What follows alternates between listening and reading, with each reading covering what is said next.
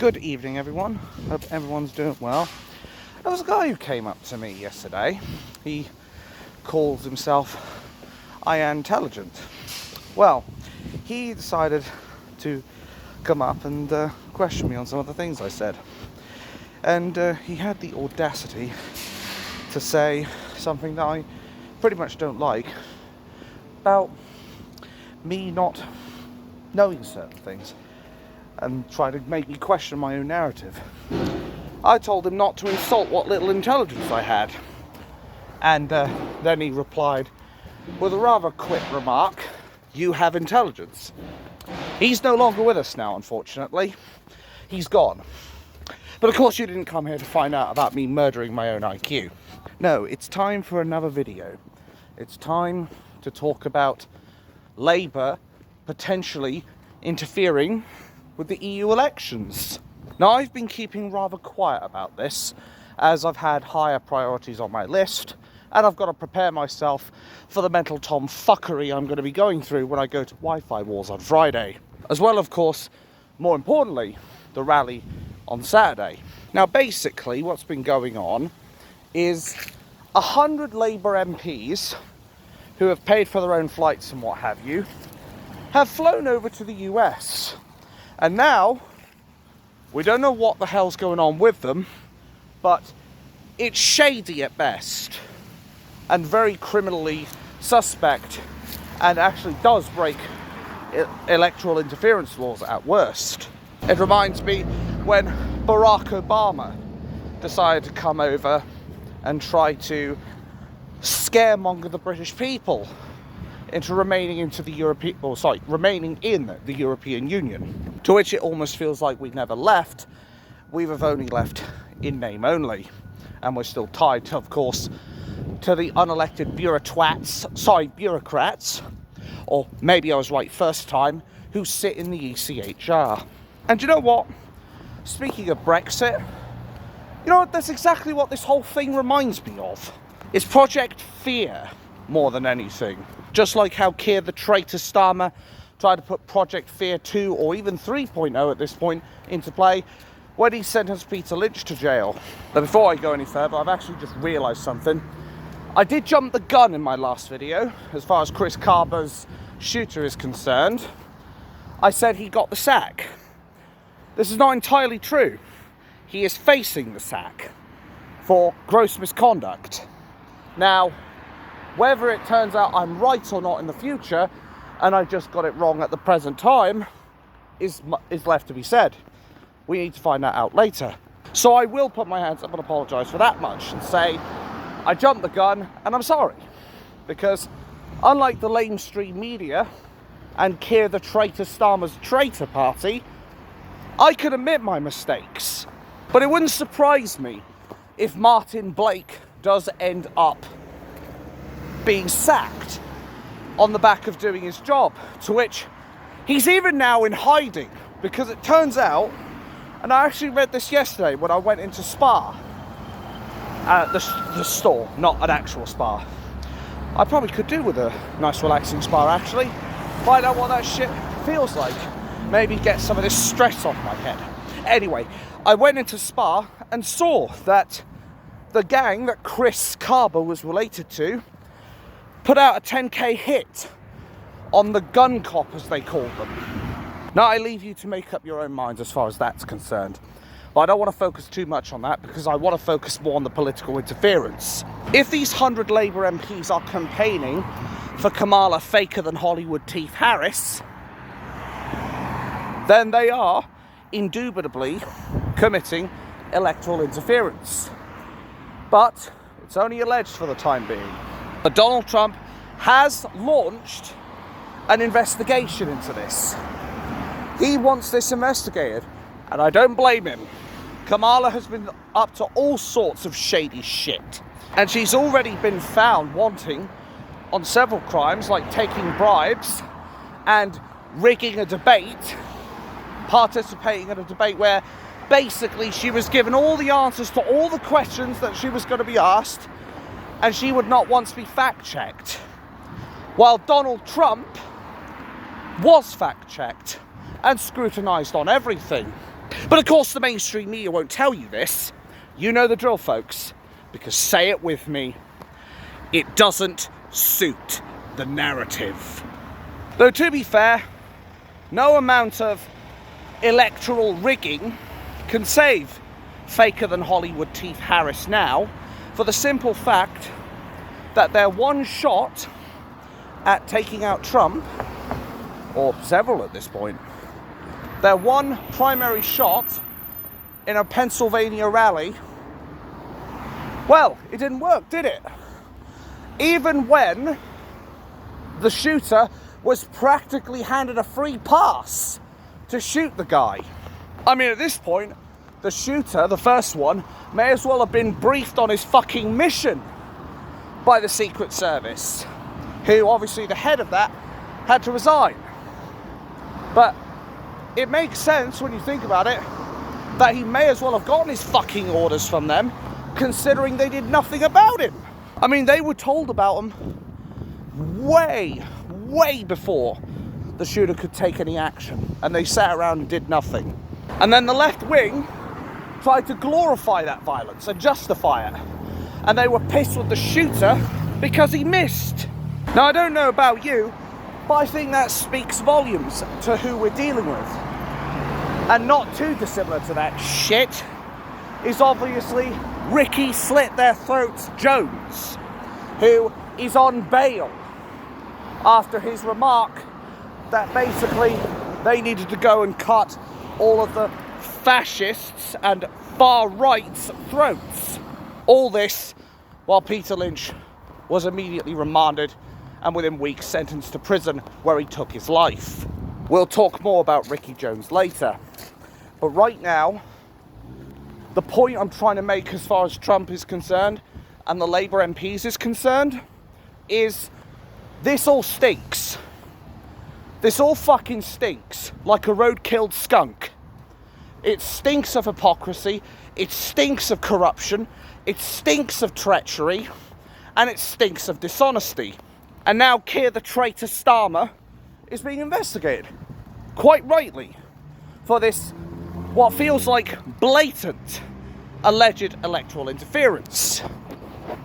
Because why else would 100 Labour MPs go over to the United States? Hell, they were even seen saying, we have 100 people basically free and ready to do your bidding. Now that, I don't know about you, but that sounds like they're dead to rights at this point. Now, I find it interesting as well how the left are always the be kind mob, the love thy neighbours people, the people who say we must respect one another. And yet the left wing are usually the ones who incite violence. Hell, there are newspapers from the Socialist Worker Group that are tantamount to inciting violence against Trump. But that again is something the mainstream media are not going to tell you. The same dirtbags and fascists on the left wing that want to silence all political opposition, just as Keir the traitor Starmer is trying to do. But the thing is with Keir the traitor Starmer is he hasn't silenced us, he's galvanised us. He has made our fires inside our bellies into raging infernos. Now I just need to find a way to open my belly up so I can actually cook my kebab tonight. Anyway, the fact is, Keir the traitor Starmer has done the polar opposite of silence us. He has given us all the motivation we need to be up at the rally on the 26th of October. And what these Labour MPs are trying to do is basically what Kamala Faker than Hollywood Teeth Harris is trying to do, which is everything in their power to stop Orange Man Bad from getting into power. They are doing everything they can to try and put everything against Trump. Now, the reason I brought Brexit into this is, as I said, it's not too dissimilar. Think about it. Just put one and one together, and in my case, make 11. Anyway, put one and one together.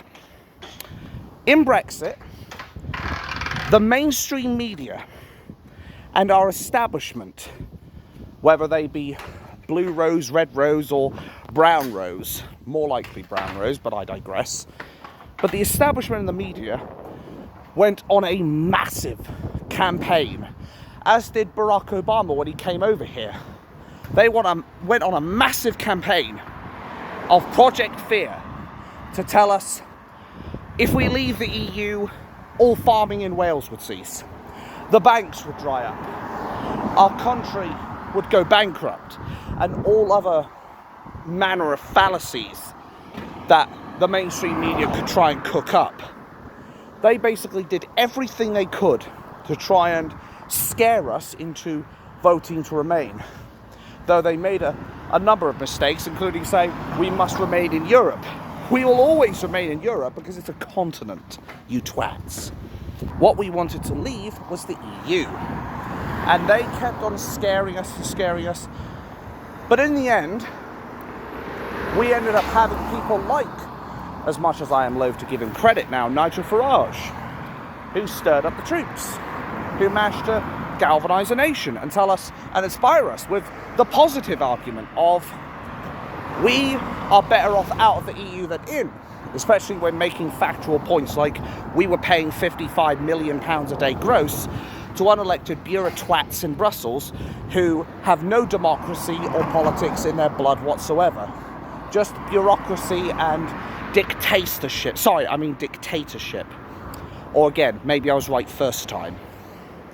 People who did not have our best vested interests, who wanted one anthem, one army, and basically one country to rule them all.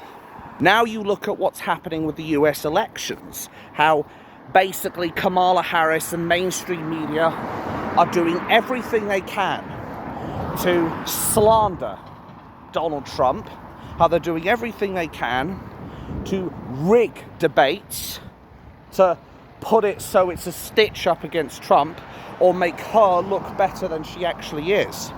Though the cold, bitter truth is, she doesn't look good.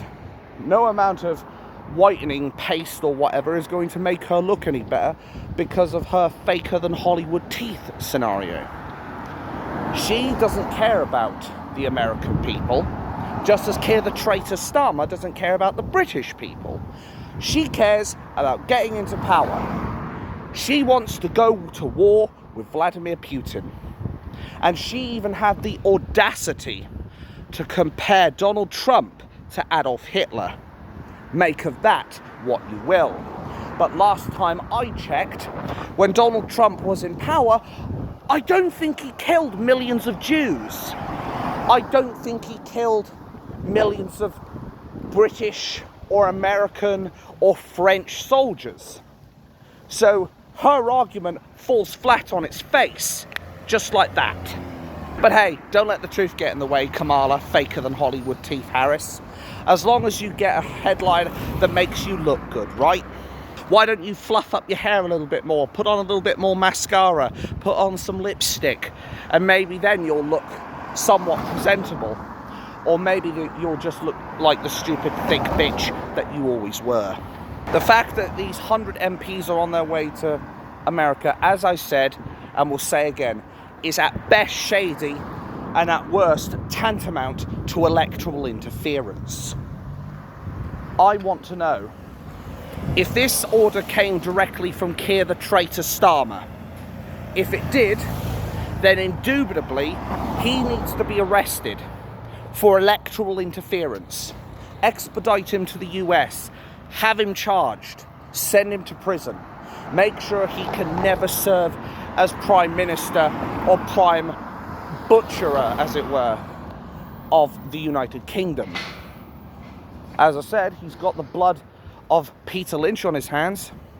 It would stand to reason why Keir the traitor Starmer should be called a butcher, since he could potentially kill thousands of elderly people now, as well as, of course, the people who have stroke number one, who have been unjustly sentenced to prison on the back of the Southport riots. But Kamala doesn't have charisma. She's the same as Keir the traitor Starmer. He doesn't have a charismatic bone in his body. The only thing that twat has, and the silly cow has, is the mainstream. The mainstream media, the establishment, global Marxist / communist funding, basically anything that goes against the desires of the people of their indigenous countries. That's all she has. And the bottom line is, she is going to lose the election. And that is for the simple fact that nobody likes an underdog being bullied. And Donald Trump certainly is that. The moment they tried to assassinate him with that first shooter, her chances of getting into power went up in smoke. Just like that. Because the one thing I can say about assassinations is they are the most powerful tool in any dictator's arsenal to stop their opponents from getting into power. However, they are the most dangerous tool as well. Because if you mess up that assassination attempt, well, all I've got to say to that shit is if you fail the assassination attempt, you might as well hand them the keys. You might as well hand them the keys to the White House. Because at that point, you are completely cooked. Donald Trump will get into power. There is no question about it. He will get into power because he is able to sympathise and empathise with people. Hell, the guy's even going out of his way to work in McDonald's. Now, laugh at that if you will, because obviously McDonald's has got this negative stereotype about it. And maybe it is bad, I don't know. What I do know, though, is that it at least shows that Donald Trump is willing to serve his people and showcase he can be part of the quote-unquote working class. Something Kamala has not done. I'm willing to bet dollars to donuts as well, and I'm not just talking Dunkin' Donuts. I don't actually like donuts, actually, to be fair. I don't know why it is. Maybe they're too floury and what have you. Anyway, it's not like Dunkin' Donuts, where she could potentially show she's a woman of the working class as well. No, she probably hasn't worked a single hard graft in her life. I know I have. Started out as a cleaner for, if I recall correctly, 7 months before I was recruited by one company who, sadly, after 4.5 years, decided to put a knife in my back by discriminating against me for my autism. Then there was another job I had. That one, I basically put myself way out there, and, well, if you try to say you're a brain surgeon when you're nothing of the sort, well, there's only one way that can end. Then I had 2 jobs which dismissed me for my political views, because why else would they get rid of me when I was a temp member of staff? Otherwise they had no fucking leg to stand on. Then I ended up working at another company who, again, I was getting bullied, discriminated, and basically it was tantamount to a constructive dismissal. Basically they do things to do everything they can to get rid of you. But I have worked a load of jobs. Some successful, some not. But the bottom line is, I know what grafting is. I know what hard graft is. I know what it's like to be a white-collared worker. Hell, I've even spent a day in one of those shitty cold call jobs where I was walking around for 12 fucking hours, in shoes no less. Had blisters, something awful. I know what it's like to be one of those hard workers out there. And anybody who doubts it, well, you've already seen my high-vis many fucking times. And let's be honest here. Yes, this high-vis, I bought this myself, part of the Gilets Jaunes, which I was quite sympathetic to. But then I lost interest in it, I think, because they started to go in a poor direction. But the bottom line, I have worked. I have been a white-collar worker. Can Keir the traitor Starmer or Kamala Harris say that? Of course they can't. They wouldn't know what hard work is if their lives depend on it. The only hard work Keir the traitor Starmer does is to his magic sword, if you catch my drift. And I'm doing that specifically on the off chance this is monetized or what have you, which maybe it will, maybe it won't, I don't know. But YouTube does like to demonetize you if you use certain language and what have you. Though to be fair, I've probably said fuck, shit, cunt, and God knows what else. God knows how many times, so hey-ho, it is what it is. But Kamala Harris, she ain't got a chance in hell of being president. She doesn't. She is cooked. I mean, she was already cooked from the moment Trump managed to survive the assassination attempt. What do you think her chances are when it's being found out that she is operating basically beyond the realms of the law? I just tried to pay it with my keys. Good God. Well, I suppose she would appreciate a new house. Anyway, the point I'm trying to make with Kamala is she hasn't got a chance in hell. She's done.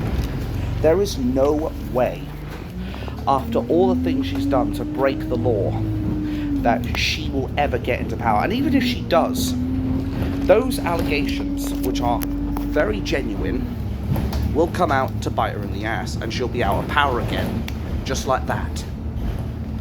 Kamala hasn't got a chance. Even if she gets in, she's going to be out very quickly. She is going to be the shortest running president of the United States. Whereas Trump has already served one full term and will indubitably serve another. The way I slice it, all these 100 MPs are doing is they're like 100 different nails going into Kamala Faker than Hollywood Teeth Harris's coffin. They're just nailing it shut even more. Eventually it's going to get to the stage where that coffin is so closed she's not going to be able to breathe the air again. But she can live in her little fantasy world, her little bubble as it were, and believe that she is going to get into power. But the truth is, as said, even if she does, she won't stay there. I think the American people will see to that. Now, I've spoken enough about her. Let's get back to Ricky Jones. You know, the stroke number 2, the Labour councillor who basically incited violence against the so-called far right by saying that they need to cut all their throats. The same guy who has now been given bail, as I said, versus Peter Lynch, who was in legal, non-violent protest. It may have gone violent, but he didn't participate in the violence. Peter Lynch merely shouted at police and shouted at asylum seekers. Well, they call them asylum seekers, mostly illegal immigrants. And he said to the police that they were protecting the people who were raping and killing children. He shouted that they were obviously killing the kids, and that who's going to protect his children, our children, etc., etc.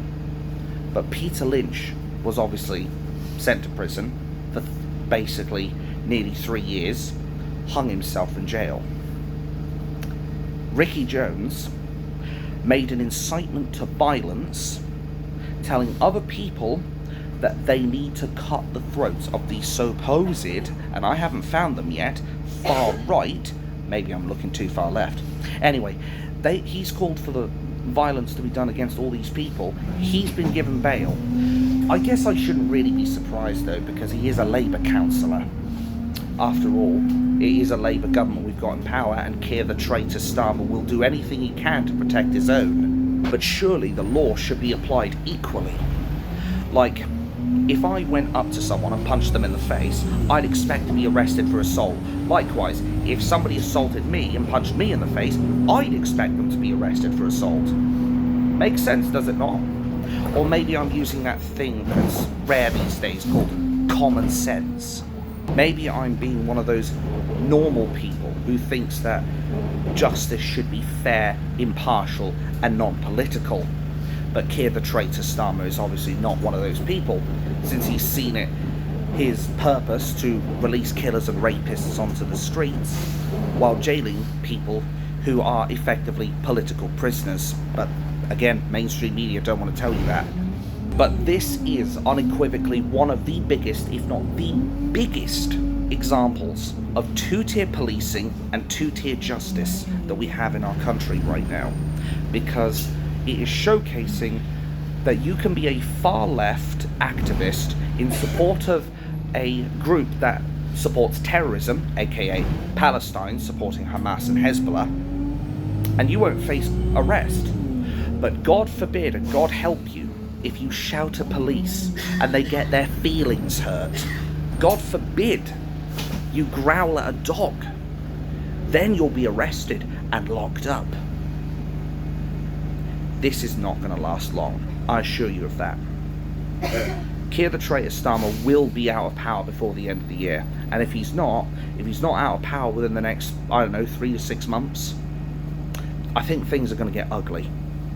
And let me be clear, I'm not going to justify or condone a violent revolution, but I will completely understand if people decide to go down that route, because they feel frustrated, they're pissed off at our government, our establishment that constantly does nothing to serve the people they're supposed to do as their civic duty, and they constantly feel like that even if they try to speak out about things, nobody listens to them.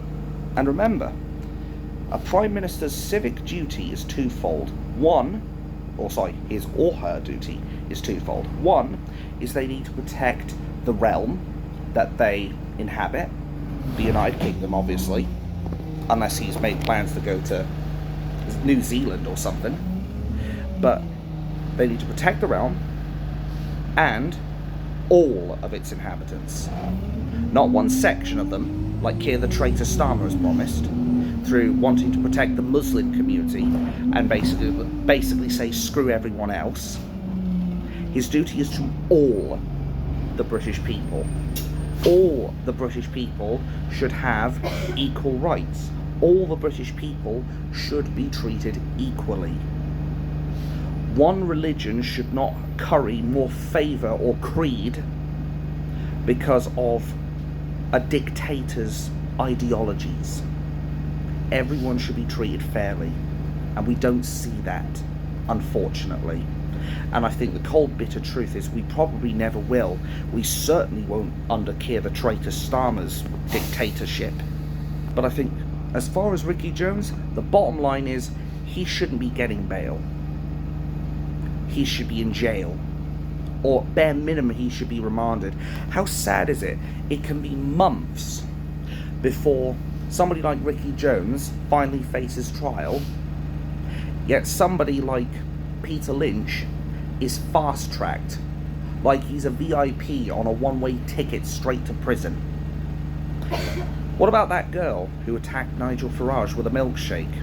And as I said, while I don't support Nigel Farage anymore, I accept that no MP, liked or not, should be assaulted.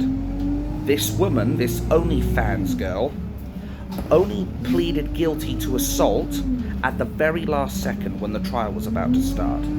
She had to wait months before she potentially faced her trial, and will probably wait months more before she's finally rightly sentenced for her crimes. Why is it when it's the far right, they get the book thrown at them? The riot police come out in their hundreds and thousands to beat the shit out of us. Yet with the left, you'll be lucky if you see a riot cop. I mentioned the Palestinians earlier, how the Free Palestine March, as I said, they already support Hezbollah and Hamas. A lot of them don't even get arrested. A lot of them don't even get charged. Or at least they don't get charged until months down the line. People who support terrorism are not being arrested for inciting terrorism and violence and hatred. But people like Tommy Robinson are being held under the Terrorism Act for speaking out about terrorists, or for speaking out against the mainstream media and the government narrative. I ask you, is that fair? Doesn't sound like justice to me, and I said it in the last video and I'll say it here again. As long as Keir the traitor Starmer is in power, there is no justice. The way I look at it, the 26th of October, this is our opportunity to wake the world up. Put on that alarm clock, or in my case the radio, and have this phone say, wake up you cunt, because it's this time. Anyway, this is our chance, 26th of October, to show Keir the traitor Starmer what we the British people think of him, and to show the people who are still fast asleep the dictatorship and the fascism going on right in front of their very eyes, that they employ their little renter mobs to try and basically divert what's already right in front of them. That's the way I look at it. But I do think the cold bit of truth is, if we don't resolve this in the next 1 to 4 months, or within 3 to 6 months tops, this country's going up. Just like that. I think there will be a revolution. And anything that happens at that point, Keir the traitor Starmer, the police, the judiciary, the mainstream media, they've only got themselves to blame. They can sit there and be like, oh, you see, they are far-right racists and football hooligans and thugs and what have you. But the bottom line is, the future generations will see what we're going through. And they will see what our governments have done to us. And they will look at it and they will see us as people who are basically angry and have had enough of being told what to do, what to think, how we should live by dictators who have no respect for the British people. And I'm hoping I'll get on that stage again and I'll be able to blow the houses down, obviously with my mouth, and metaphorically speaking and orally speaking, not literally blowing the houses up. Because at the end of the day, I don't condone violence. I don't condone attacking politicians or attacking even the houses of treachery. I mean Parliament. Or again, maybe I was right first time. But what I will condone is voicing your anger and frustration. That is lawful protest. The exact same thing that Peter the Martyr Lynch was sent to jail for. And I think the way I look at it is we do need to be prepared at this point to do one of two things: get killed or go to jail. That's the cold bit of truth. That's why I said what I said in the Addressing Your Concerns video. We have to be prepared for the worst. Obviously hope for the best, but prepare for the worst. Be tentative, not optimistic, realistic. That's the way I like to operate. But I suspect Keir the traitor Starmer will do everything he can over the next 2 days to see that Tommy Robinson's movement fails. If we turn up over 250,000 people and we show that we're ready to celebrate, live, laugh and love, and celebrate, we'll defeat Keir the traitor Starmer, and eventually he will have no alternative. The button wasn't working, but he will have no alternative but to resign. Thank you. And hopefully, when he resigns, when he walks out the door, he'll be either greeted with cheers of "thank God he's gone," or absolute condemnation as he's booed as he gets back to his fucking car, knowing that he was the most hated, the most treacherous, and the most pathetic and despicable Prime Minister that we've ever had. In fact, to even call Keir the traitor Starmer a Prime Minister, I feel is an insult to the job title, quite frankly. But the 26th of October is our opportunity to, quote-unquote, take out the trash and place it in the dustbin of history. And when that truck comes along to take away the trash, it'll be compacted away and buried somewhere where hopefully traitor Starmer will never be remembered.